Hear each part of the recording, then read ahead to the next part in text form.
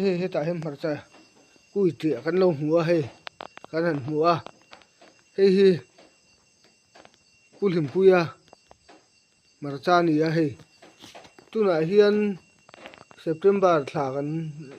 kan kai chowa thla chan ve he ani tho mai a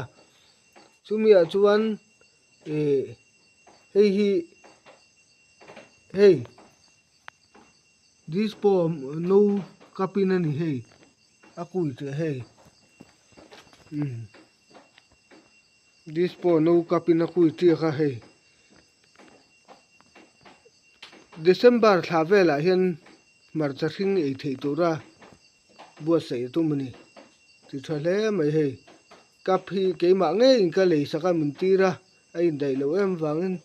ka va lei saka